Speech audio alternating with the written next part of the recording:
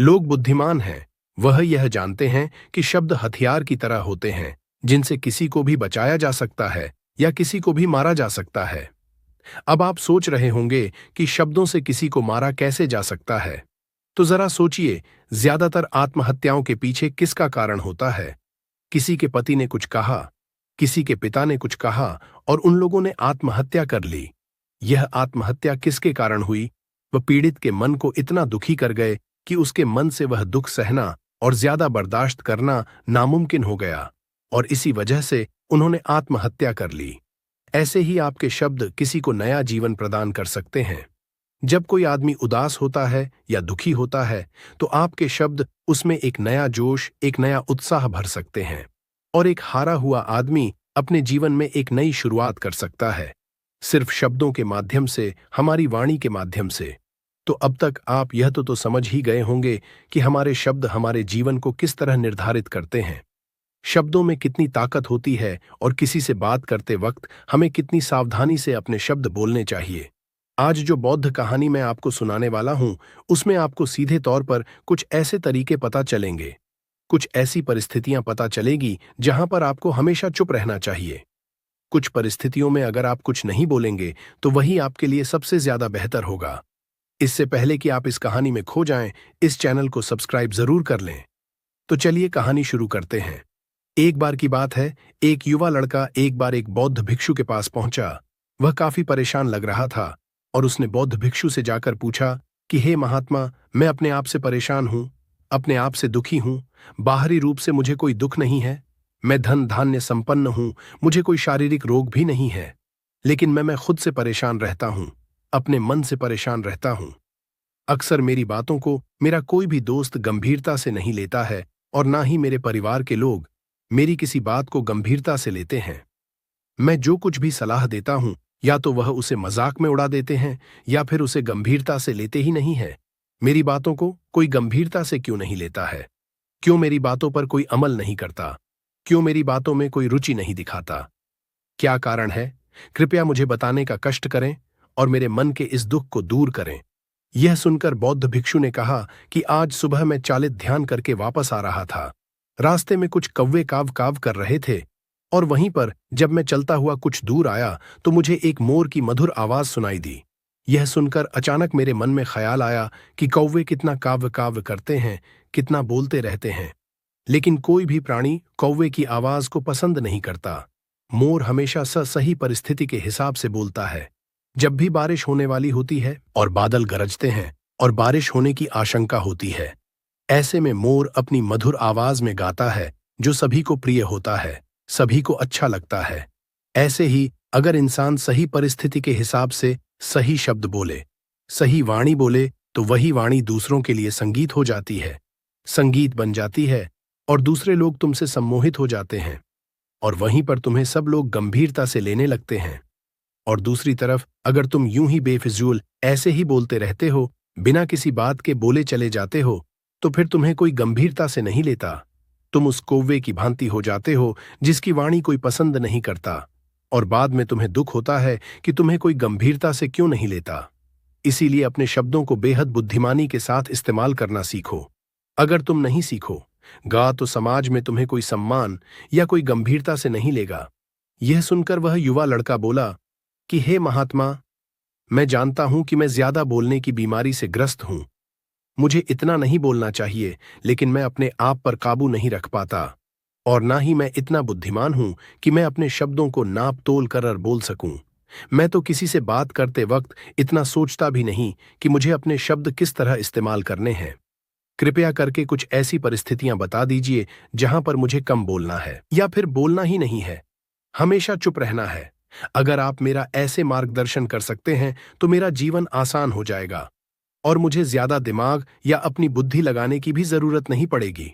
यह सुनकर बौद्ध भिक्षु ने मुस्कुराते हुए कहा कि बेटा, वैसे तो इंसान को हर परिस्थिति में सोच समझकर ही बोलना चाहिए, लेकिन अगर वह हमेशा होश में नहीं रह पाता है, ध्यान में नहीं रह पाता है, मैं तुम्हारे दैनिक जीवन की कुछ ऐसी परिस्थितियां बता रहा हूं जहां पर तुम्हें हमें हमेशा चुप रहना है। अगर तुम ऐसी जगहों पर कुछ बोलोगे तो तुम्हारा अपमान ही होगा, या फिर तुम्हें कोई गंभीरता से नहीं लेगा। सबसे पहली जगह है या यूं कहे ऐसी परिस्थिति जहां पर इंसान को हमेशा चुप रहना चाहिए, वो है जब किसी ऐसे विषय के बारे में बातचीत हो रही हो जिसके बारे में आपको कोई जानकारी ही नहीं है। तो ऐसी परिस्थिति में व्यर्थ में बीच में टान अड़ाना, व्यर्थ का ज्ञान देना, आपको कुछ पता नहीं है लेकिन फिर भी आप अपना ज्ञान देने के लिए उत्सुक हैं, तो ऐसी जगह पर आपका अपमान ही होगा।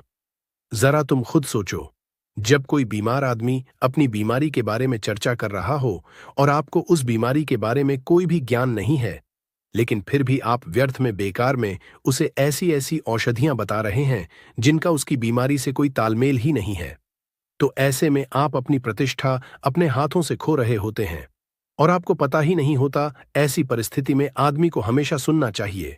ध्यान से सुनना भी एक कला होती है।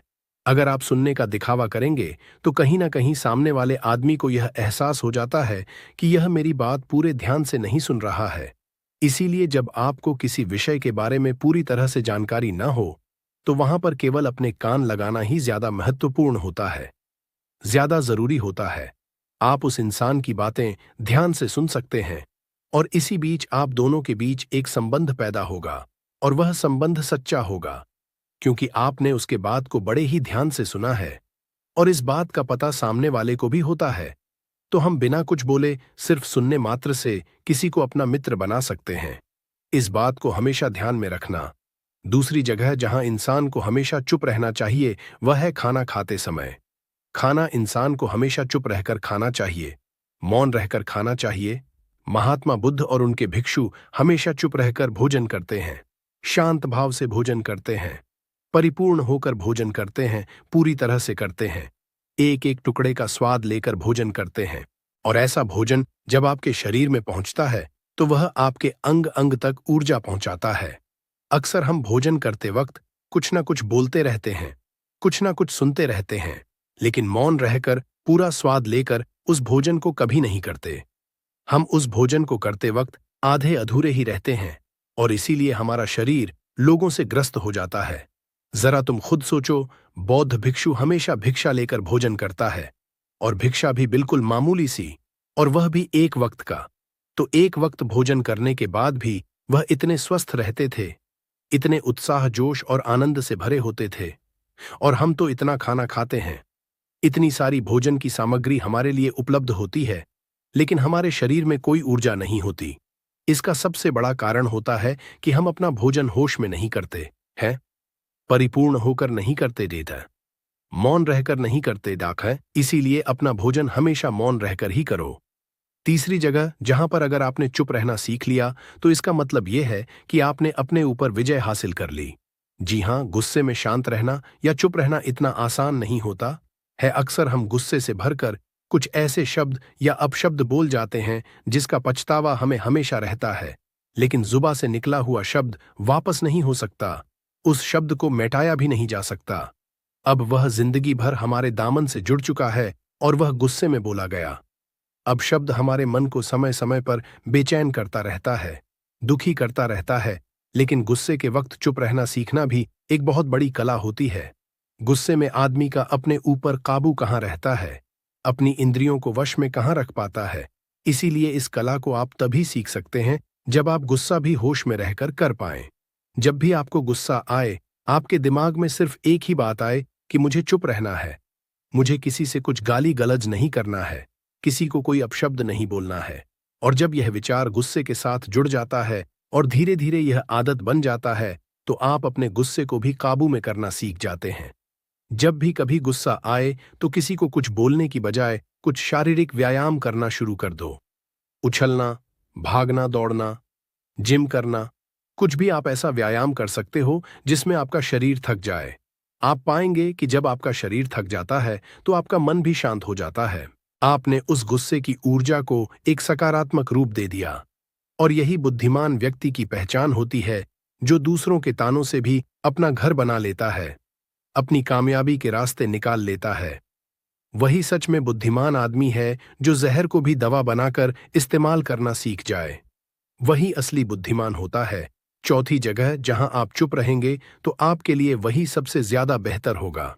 जब चार लोग आपस में बैठकर बातें कर रहे हों कोई बैठक कर रहे हो तो वहां पर जब 4 लोग बात कर रहे होते हैं तो चारों लोग एक साथ तो बात कर नहीं सकते।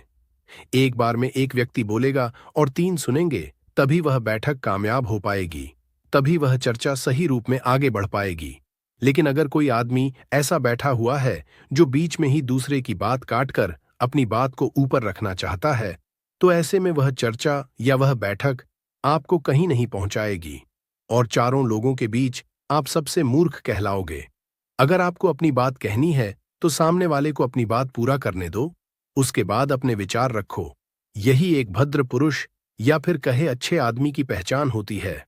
और आखिरी जगह, अगर हमारे माता पिता हमें कुछ कह देते हैं, हमारे बड़े बुजुर्ग हमें किसी बात पर डांट देते हैं या हमें थप्पड़ भी मार देते हैं, तो ऐसी जगहों पर आपका चुप रहना ही उनके प्रति सम्मान दिखाएगा, उनके प्रति आदर का भाव व्यक्त होगा। अगर आप उनके सामने उनका विरोध कर देते हैं, उनका प्रतिरोध कर देते हैं, तो वह गुस्सा तो थोड़ी देर बाद शांत हो जाएगा, लेकिन वह कही गई बात, वह विरोध किया हुआ शब्द या फिर कुछ भी उल्टा सीधा हमेशा आपके मन को सताएगा और आपके माता पिता को हमेशा यही लगेगा कि यह हमारी इज्जत नहीं करता, हमारी बात नहीं मानता, क्योंकि यह कमाने लग गया है, यह बड़ा बन गया है। ऐसी ऐसी बातें उठेंगी, ऐसे ऐसे तंज कसे जाएंगे। इसीलिए ऐसी जगह पे आप मौन रहिए, चुप रहिए, कुछ मत बोलिए। अपने गुस्से को अपने अंदर ही पी लीजिए, कुछ व्यायाम कर लीजिए, भाग लीजिए, दौड़ लीजिए, आपका मन अपने आप शांत हो जाएगा। आखिर में बौद्ध भिक्षु ने अपनी बात को खत्म करते हुए कहा कि कम शब्दों में अपनी भावनाओं को उतारना सीखो। शब्द हथियार की तरह होते हैं, बोलो तो होश में बोलो, ध्यान में बोलो। जीवन शैली ऐसी बना लो कि आप जब भी बोलो पूरे होश में रहकर बोलो, पूरे आनंद के साथ बोलो, पूरे प्रेम के साथ बोलो। ऐसी वाणी बोलो जो दूसरे के दिल को ठंडक पहुंचाती हो, दूसरे के मन को भी शांत कर देती हो। और वह तभी संभव है जब आप प्रतिपल होश में रहकर बोलेंगे। इसके बाद वह युवा लड़का बौद्ध भिक्षु के सामने नतमस्तक हो गया और उनको प्रणाम करते हुए अपने घर वापस लौट गया। उम्मीद करता हूं कि यह कहानी आपको जरूर पसंद आई होगी। पसंद आई हो तो अपने दोस्तों के साथ शेयर जरूर करें और चैनल पर नए हैं तो हमारे YouTube चैनल को सब्सक्राइब जरूर करें ताकि वीडियो आपके पास पहुंच पाए। धन्यवाद।